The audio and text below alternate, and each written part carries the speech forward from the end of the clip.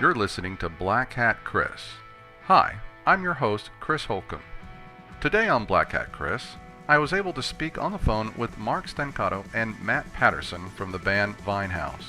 I had a chance to discuss with them about their upcoming trip to Austin for a unofficial South by Southwest party sponsored by StereoFame.com, which will be at the Vortex on 2307 Manor Road on March 21st from 1 p.m. to 6 p.m.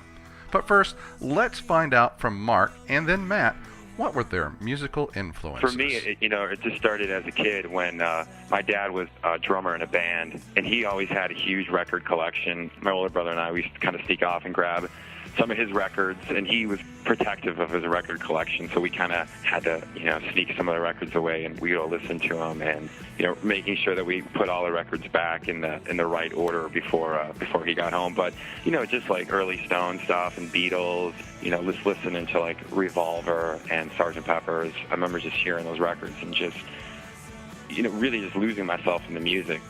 Growing up as a kid, the radio was always on.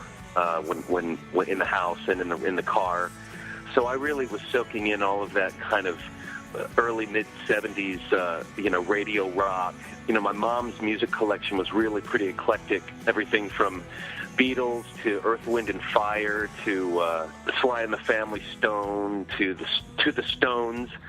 So and music was always on. So I was really just soaking in a lot of different kinds of influences to find out what I really liked.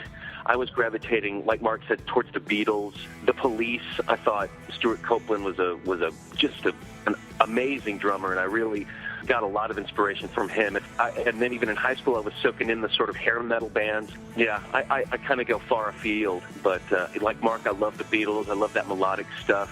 These days, I love power pop bands like Sloan and Cheap Trick. I love them, and Big Star. Next, I asked, where did they start playing their music? I was born and raised right outside of Chicago, so I started back in the Chicago area. I was really the singer-songwriter, the acoustic guy. I just gravitated naturally towards the acoustic guitar, I guess probably because that's what I wrote on. And I remember just picking up the guitar when I first started, and I learned, two chords, basic chords, E minor and C, or C and G, something really, really kind of easy, just open chords. And I remember just sitting there and making up my own songs. I went to high school in San Antonio, and then I moved to Austin for college. But I had lived in Austin as a child, and then moved around some before finally settling there for college. So I guess that's really where I started playing in a band situation, was really in Austin. Then I asked Mark to give me a rundown of the band members' names and the instruments that they play. I play rhythm guitar and lead vocals, and then there's Rob Kudaba, and he's the lead guitar player and background vocals. Then there's Matt Patterson, who is he's the drummer, and he also does background vocals. And then there's Jerry, who is primarily, just bass player.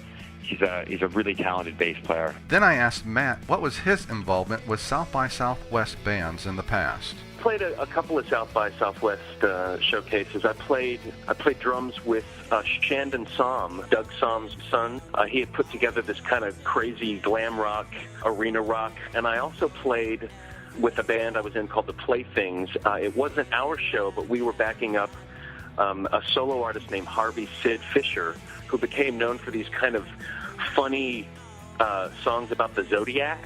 And for some reason, the band I was in really, really liked this guy. So we hooked up with him, and he got a showcase, so we were able to back him up. And at the time, I was thinking, man, I don't even know if anyone's going to show up.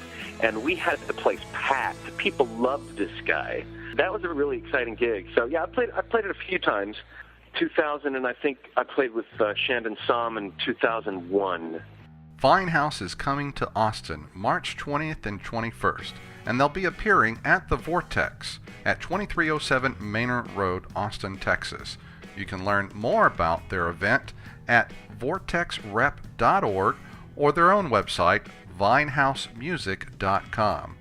So I asked Mark to tell us a little bit more about StereoFame.com and their involvement with this unofficial South by Southwest party that they'll be playing in.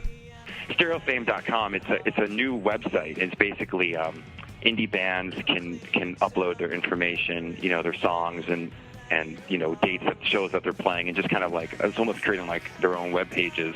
And then there's the other side of it are these listeners, people who just want to find new music and get exposure to indie bands from all over. They created this really cool game where these listeners create labels and they sign bands on the website. They kind of try to work their bands in a virtual way to earn points, cash it in for different swag in the point store.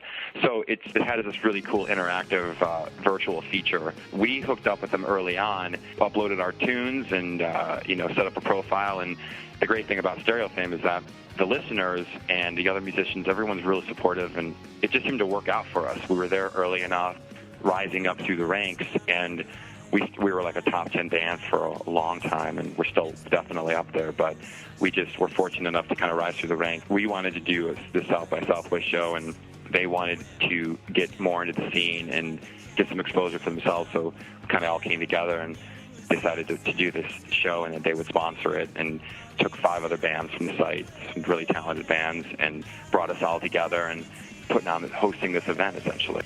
I just had to ask if Vinehouse is going to come and play just their Young Regret album, or will we hear some new songs from Vinehouse? Here's their answer.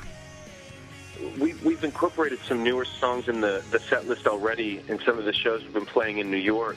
Yeah, absolutely. I'm definitely feeling it. I mean, I get so enthused and excited about the new stuff that we're making. I'd like to go down there and play some of our most recent material. That's what really gets me going more than anything right now is the new songs that we're creating. And I think they present this band as a full band, as a unit, in terms of the new songs, because there was so much collaboration that went into them. I listened to some of these new songs, and honestly, it's like I don't think I could have written these songs by myself. I hear these songs, and I'm like, no, I wouldn't have written this song this way. And so it really is a collaboration, and it feels great to get behind and sing these songs.